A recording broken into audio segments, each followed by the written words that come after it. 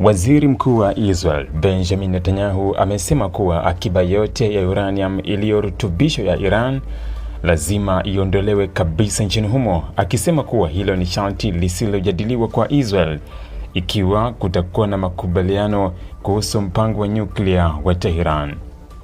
Amesema pamoja na kuondolewa kwa urani hiyo, Iran inapaswa kuvunja vituo vyake vyote vya urutubishaji wa urani, kusitisha shughuli zote zinazohusiana na urutubishaji na kuondolewa kabisa kwa uwezo wake wa kutengeneza silaha za nyuklia. Netanyahu alisema hayo ndiyo malengo ya pamoja ambayo yeye na rais wa Marekani Donald Trump wanashikilia, akieleza kuwa viongozi hao wana mtazamo mmoja kuhusu tishio la mpango wa nyuklia wa Iran. Alisema lengo lao si kuipunguzia Iran uwezo wake kwa muda mfupi, bali ni kuhakikisha hakuna mazingira yoyote yatakayoruhusu kujenga upya uwezo wa kutengeneza silaha za nyuklia katika siku zijazo. Kwa mujibu wa Netanyahu, hatua ya kuondolewa kwa uranium iliyorutubishwa ni muhimu kwa sababu ndio malighafi kuu inayoweza kutumika kutengeneza silaha za nyuklia endapo itarutubishwa kufikia kiwango cha juu kinachohitajika kwa matumizi ya kijeshi. Alisema ikiwa Iran itaendelea kuhifadhi akiba hiyo au kubaki na mitambo ya urutubishaji, itaweza kurejesha haraka mpango wake wa silaha za nyuklia hata kama kutakuwa na makubaliano ya kisiasa. Netanyahu alieleza kuwa Israel inaamini suluhisho la kudumu ni kuiondolea Iran uwezo wote wa kiufundi unaohusiana na uzalishaji wa silaha za nyuklia.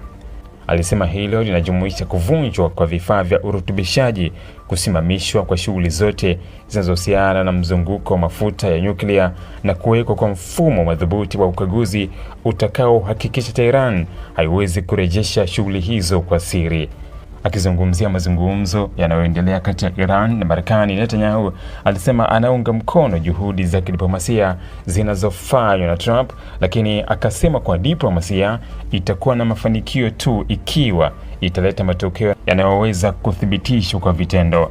Alisema makubaliano yoyote yatakayoruhusu Iran kubaki na sehemu ya uwezo wake wa nyuklia hayatakuwa suluhisho la kudumu, bali yataahirisha tatizo hilo na linaweza kurejea baadaye. Aliongeza kuwa mashambulizi yaliyofanywa na Marekani na Israel dhidi ya maeneo ya kijeshi ya nyuklia ya Iran yameweka Tehran katika nafasi dhaifu zaidi kuliko ilivyokuwa awali. Kwa mujibu wake, hali hiyo imeongeza shinikizo kwa viongozi wa Iran na kuwapa Marekani na washirika wake nafasi nzuri zaidi ya kushinikiza masharti magumu katika mazungumzo ya sasa.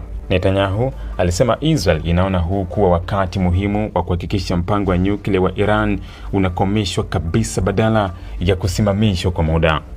Alisisitiza kuwa ikiwa fursa hiyo haitatumika ipasavyo, Iran inaweza kutumia muda huo kujijenga upya kisayansi, teknolojia na kijeshi na baadaye kurejea kwenye mpango wake wa kutengeneza silaha za nyuklia.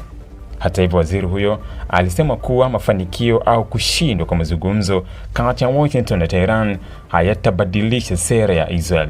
Alisema serikali yake itaendelea kufanya kila linalowezekana kuhakikisha Iran haifikii hatua ya kumiliki silaha za nyuklia bila kujali matokeo ya mazungumzo hayo. Mradi mimi ni waziri mkuu wa Israel, Iran haitakuwa taifa lenye silaha za nyuklia, alisema Netanyahu, akisisitiza kuwa usalama wa Israel hauwezi kutegemea ahadi za kisiasa pekee, bali unahitaji hatua madhubuti zinazoweza kuondoa kabisa tishio hilo. Aidha, alikataa kutoa hitimisho kuhusu maendeleo ya mazungumzo yanayoendelea kati ya Iran na Marekani, akasema bado ni mapema kuyahukumu kuwa hayajakamilika. Alieleza kuwa atasubiri kuona ikiwa Iran itakubali masharti yoyote yatakayohitajika kabla ya kutoa tathmini yake ya mwisho kuhusu mafanikio ya mchakato huo. Ili kuwa mwanafamilia bora wa Global TV, usisahau kusubscribe, like, kushare na kucomment. Baada ya kusubscribe, bonyeza alama ya kengele ili kupata taarifa kwa kila video inayopanda Global TV Online.